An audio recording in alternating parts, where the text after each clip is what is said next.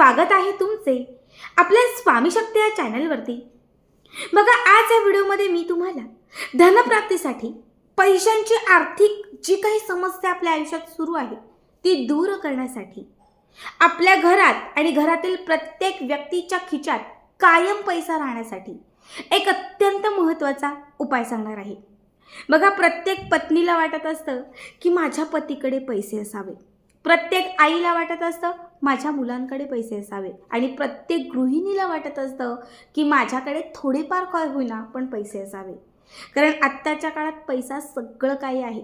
आपण ही जी काही धडपड करतो, मेहनत करतो, आपण सगळं काही करतो ते पैशांसाठी।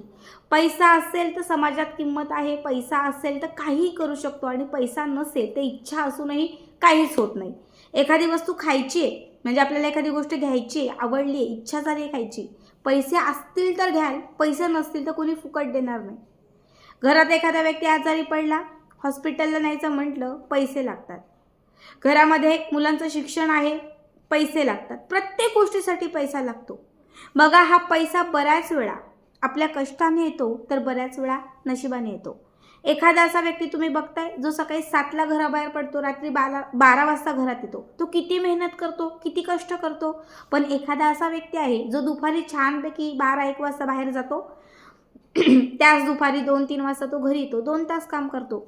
पण 2 तास काम करणारा जो व्यक्ती आहे त्याच्याकडे खूप पैसा असतो, आणि दिवस रात्र कष्ट करणारा व्यक्ती आहे त्याच्याकडे कमी पैसा असतो। आता असं का?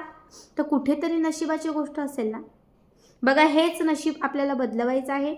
आपलं बिघडलेलं जे भाग्य आहे ते पूर्ववत करायचं आहे, आणि त्यासाठीच आज या व्हिडिओमध्ये मी तुम्हाला एक अत्यंत महत्त्वाचा उपाय सांगणार आहे। रोज रात्री झोपण्यापूर्वी हा एक अंक तुम्ही लिहून तुमच्या सोबत ठेवला आणि त्याच्यासोबत हा छोटासा उपाय केला, तुम्ही जे कष्ट करताय, मेहनत करताय, त्याला नशीब साथ देईल। तुमच्याकडे तुमच्या आयुष्यात असणारे दारिद्र्य जे आहे त्या दारिद्र्याचा नाश होईल, लक्ष्मीची प्राप्ती होईल, अखंड लक्ष्मी तुमच्याकडे चालत येईल। बघा, ज्यांची खूपच वाईट वेळ आहे, एकही रुपया येत नाहीये, सतत याच्या त्याच्याकडनं पैसे उसने मागावे लागतात, कर्ज काढावं लागते, त्या प्रत्येक व्यक्तीने हा उपाय करा। बघा, जसं वास्तुशास्त्र आहे, ज्योतिषशास्त्र आहे, तसंच एक अंकशास्त्र आहे। या अंकशास्त्रामध्ये असे काही अंक बनवलेले आहेत जे अंक आपल्या इच्छा पूर्ण करू शकतात, तेच अंक आपल्याला हवं ते मिळवून देऊ शकतात, आणि तेच अंक आपल्यापर्यंत पैसा पोहोचवू शकतात।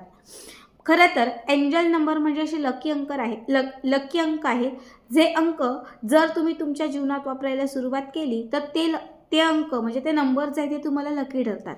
आणि जेव्हा हे अंक सिद्ध होतात, लकी ठरतात, तेव्हा तुमच्या कष्टाला, मेहनतीला नशिबाची साथ मिळते, आणि त्यामुळे तुमचं भाग्य जे आहे ते बदलून जाते। आता मी तुम्हाला जो उपाय सांगणार आहे हा उपाय मी स्वतः केलेला आहे, अनेक लोकांना सांगितलेला आहे, आणि आज पहिल्यांदाच मी आपल्या चॅनलवरती सांगत आहे।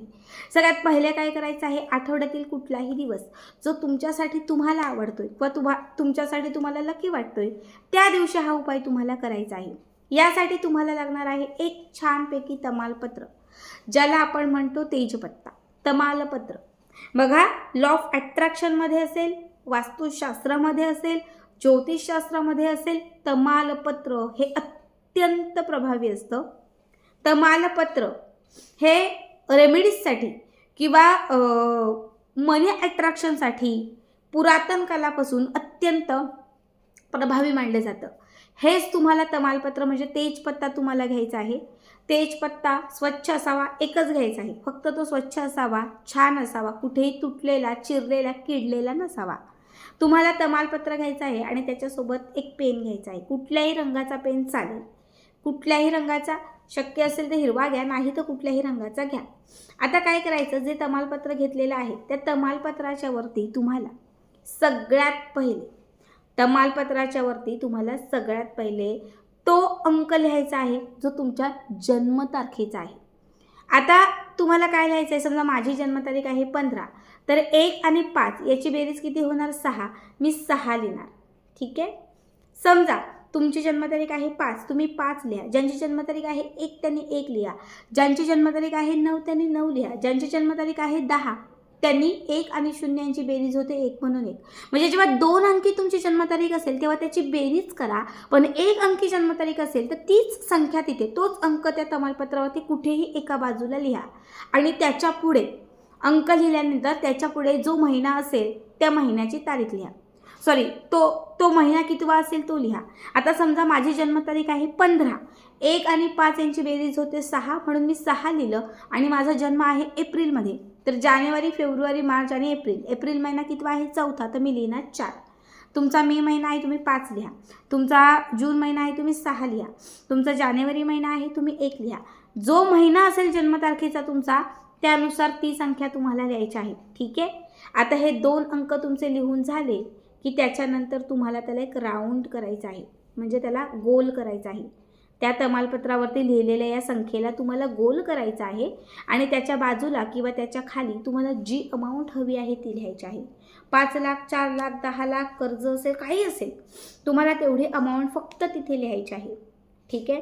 आणि त्याच्यानंतर हे तमालपत्र हातात घेऊन, ते तमालपत्र हातात नाही तर तो पैसा हातात आहे, तुम्ही जे लिहिलं आहे ते तुमच्या हातात आलेलं आहे, मुठीत आलेलं आहे, या पद्धतीने तुम्हाला ते फील करायचं आहे.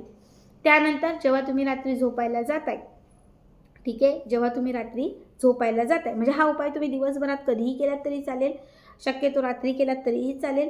मग तुम्ही जेव्हा रात्री झोपायला जाता तेव्हा हे तमालपत्र तुम्हाला तुमच्या उशीखाली ठेवायचं आहे, कारण तुमचं हे भाग्य तुम्हाला बदलवायचं आहे. बऱ्याच वेळा आपलं भाग्य आपल्या माथ्यावर, डोक्यावर असतं. हे भाग्य तुम्हाला बदलवायचं आहे, झोपलेलं भाग्य तुम्हाला जागवायचं आहे, म्हणून तुम्हाला हे रात्री उशीखाली ठेवायचं आहे.